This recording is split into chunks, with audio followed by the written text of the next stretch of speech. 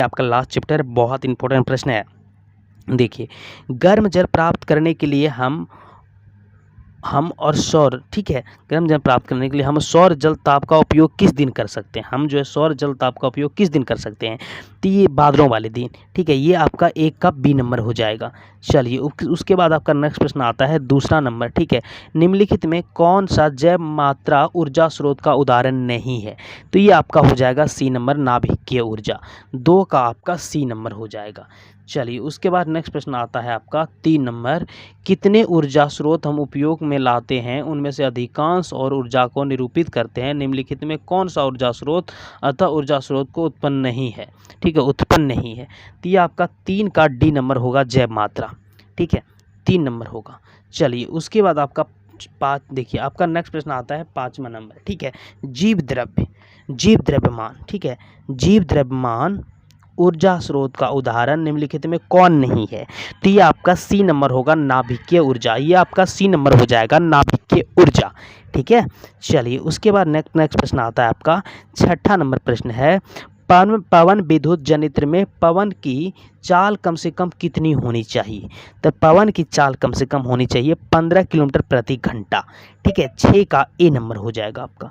उसके बाद आपका नेक्स्ट प्रश्न आता है 7 नंबर, पृथ्वी में, ठीक है, पृथ्वी में प्राकृतिक में पृथ्वी पर ऊर्जा का स्रोत है।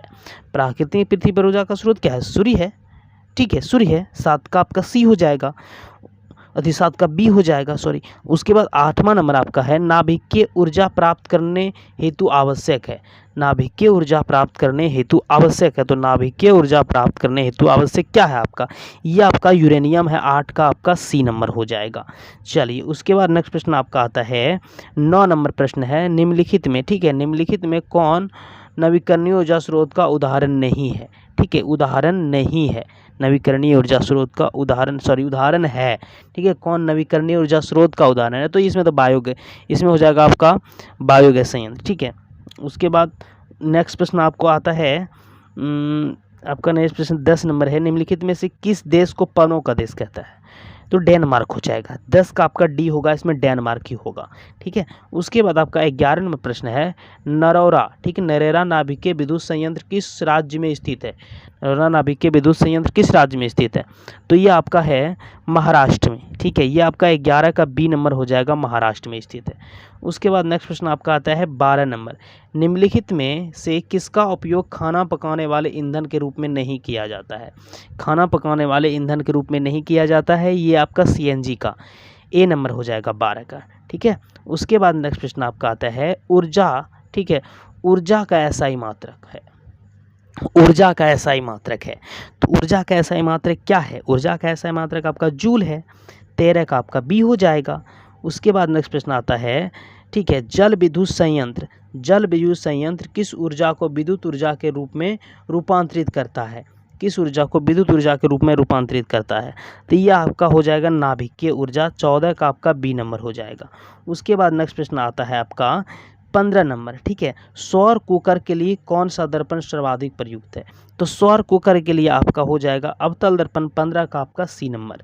उसके बाद नेक्स्ट प्रश्न आता है आपका 16 नंबर, निम्नलिखित नाभिकीय विखंडन अभिक्रिया किसके द्वारा प्रेरित होता है? तो नाभिकीय विखंडन अभिक्रिया न्यूट्रॉन के द्वारा। 16 का आपका सी नंबर हो जाएगा। उसके बाद नेक्स्ट प्रश्न आपका आता है 17 नंबर, सौर कुकर में भोजन पकाने के लिए किस ऊर्जा का उपयोग किया जाता है? सौर कुकर में भोजन पकाने के लिए आपका सौर ऊर्जा का, यानी आपका 17 का बी नंबर हो जाएगा। उसके बाद नेक्स्ट प्रश्न आता है आपका 18 नंबर, निम्नलिखित में किस पदार्थ का उपयोग सौर सेल बनाने में किया जाता है? ठीक है, सौर सेल बनाने में किया जाता है, तो ये आपका सिलिकॉन होगा। 18 का आपका सी नंबर हो जाएगा।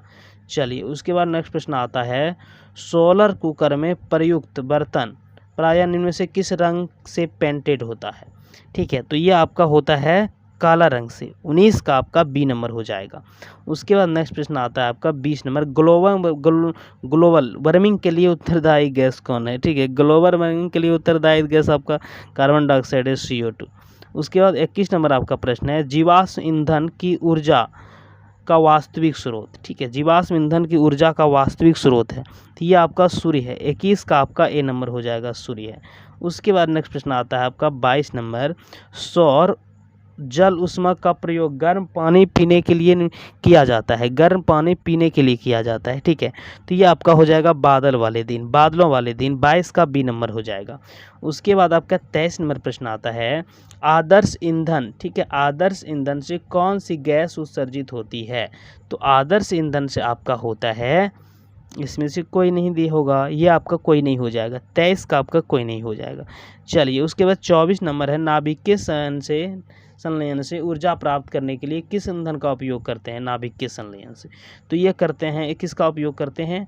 तो इसमें उपयोग करते हैं आपका हाइड्रोजन का, ठीक है, ये आपका हो जाएगा हाइड्रोजन, डी नंबर आपका हो जाएगा। बहुत ईजी प्रश्न था। चलिए